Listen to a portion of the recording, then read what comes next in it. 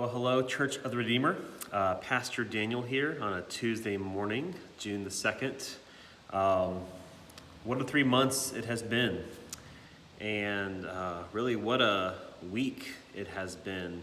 One of my old pastor friends commented to his church on Sunday that if you take this past Saturday with the launch of the SpaceX shuttle and the NASA astronauts, first time we've gone to space, I think, in a decade, right? You can see with that example how humanity is awesome. And then later on, in Saturday, with the riots and violence in our big cities, you see how humanity is awful. And so it's really interesting, that stark contrast. Humanity can be awesome, humanity can be awful. And that's what the Bible teaches us, actually. And so it's been a tough week. It's been a very tough 3 months with this lockdown, very hard. We've even, during this time, lost one of our own, dear brothers in Christ, Dave Bechtel. We've not been able to gather to grieve and remember and celebrate God's work in his life. Also, many of you have been suffering from physical or mental health hardship and consequences during this lockdown. Thankfully, we've not had a lot of people, lose their jobs or suffer as much financial hardship as other communities, but still many have been suffering in our community in that way. But we appreciate you persevering. I especially appreciate you persevering, coming to Zoom Bible studies, even though they weren't very well led by me, continuing in your gospel generosity with giving tithes and offerings. My family and I really appreciate that. We love doing ministry here in Central New York. We want to be here for a long, long time. The only way that happens is through your gospel generosity. So we really appreciate that during this time. We appreciate you praying for one another, keeping in touch with one another, caring for one another, even from a distance. It's been such a hard 3 months. But this entire time, our elders have wanted to, consider our reopening strategy to be consistent with what our state and local authorities and the federal authorities give us in terms of guidelines. Romans 13 talks about the state, the civil magistrate, being a minister for our good. And I'm sure when the Apostle Paul wrote that, and with Caesar as the magistrate he's talking about, I'm sure there are many policies and laws of Caesar that Paul disagreed with vehemently. But he still wrote those words about submitting to governing authorities. And so we have wanted to do that and have done that these last 3 months. It's just a biblical teaching. Maybe hard to apply sometimes, but it's biblical. In the current guidelines for New York State, we are currently in phase 2, but they handed down some guidelines for churches and other religious institutions during phase 1. The current guidelines handed down say that we're not allowed to have more than 10 people gather indoors for a service, but we're allowed to have really as many folks as we want, according to the letter of the law, gather for outdoor services, so long as we're socially distanced and things like that. So after speaking with our county legislature and kind of getting the green light from them, here's the good news. We at Church of the Redeemer, we are going to proceed to have an outdoor worship service this coming Sunday, June the 7th. We will be outdoors together, giving praise to God and worshiping together. It's going to be wonderful. I can't wait for that. So that's the big news I wanted to give you today, is that this Sunday we will have an outdoor worship service. Right now, we're still working on the details. The elders and I are discussing about how to have this be done as safely as possible. Even though Cortland County has some of the best statistics of any county in New York State in terms of hospitalizations and test positivity rates and things like that.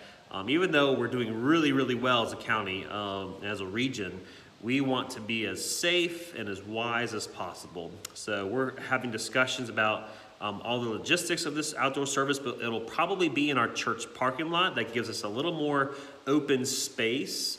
We may feel a little bit confined if people are maybe sitting in my garage or in my backyard with a fence kind of around them. So we're going to be in the church parking lot so we can kind of spread out a little more.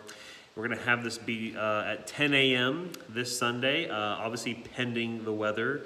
We hope there's no rain or anything like that, but it should be a nice cool-ish morning, so hopefully not too much of a hot sun beating down on us. Although we'll have tents and things like that to sit under, especially for those of you who don't want to sit underneath the sun for a long time. We'll have some tents for you to sit under, so that'll be good. Again, we're going to go by the guidelines of our state. We want to be respectful and smart and safe in that way. So we're going to have everyone seated with their own household, and we'll have households spaced out 6 feet apart. We also are going to encourage you to follow our governor's executive order on wearing a mask. That executive order says that when you're out and about, even outdoors, and let's say you can't be 6 feet apart from others, then you should wear a mask. So they have that 6-foot buffer rule for mask wearing. So, but obviously there are those who have health issues or health reasons and similar reasons to not wear a mask. Maybe the mask makes you have trouble breathing or things like that. So obviously please refrain from wearing a mask if that is you, if you're in that category. But we want to abide by that executive order from our governor. We're going to have very, very limited singing. In fact, the only thing we're going to sing is the doxology. Hopefully we have some special music played for us, but we're not going to sing together, except we'll sing the doxology. We will serve the Lord's Supper, but we're going to have a very safe way to do that. So really only your hands are picking up the elements and handling the elements for yourself. You're also free to bring bread and wine or juice on your end if you want to bring that with you, just to be even a little more safe during this time. You can do that as well. We're going to strive to also have the service be under an hour. So we're not going to gather for very long. We're probably not going to congregate and hang out for a long time afterwards. We want to not increase our risk by being around each other more than we need to. We're also going to ask for those of you who have any symptoms or signs of sickness to remain home. Even if you have just a really bad cough, just be extra safe and just stay home. We want you to stay safe and for everyone else to be safe as well. So if you have signs or symptoms of sickness, please remain home. Even if it's just a high temperature, please remain home. We ask that also those of you who are perhaps what we call part of a vulnerable population when it comes to COVID-19.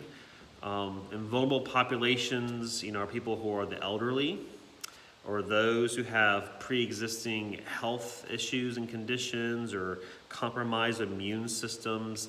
If you fit one of those categories, we would also encourage you to remain home. We will be live streaming the service. We're going to continue with our live streaming, and so you'll be able to see the service from your own home. And if you do want the elders and I to serve you the Lord's Supper as you remain at home, we can connect with you on that and schedule and coordinate a time for us to serve you the Lord's Supper in a very safe manner. The church is meant to be a house of prayer for all the nations. That's what the Bible tells us. And so as we gather, we're doing this not only to receive God's ordinary means of grace so that we can have the gospel penetrate our hearts, especially during these turbulent and crazy times when we need the gospel more than ever, but we gather in order to love our neighbors during this crisis. So we're going to gather, but we will gather safely and we're going to gather legally. We think it's a smart thing to do. And so I'm excited to give you this announcement. I've been just craving and waiting for this day. So I'm so excited to announce we'll have our outdoor worship service this Sunday probably in our church parking lot. So take heed of kind of everything I've told you and all of our kind of guidelines and rules we're going to have. And we hope to see you this Sunday. So may the Lord bless you and keep you, and we'll see you Sunday. God bless.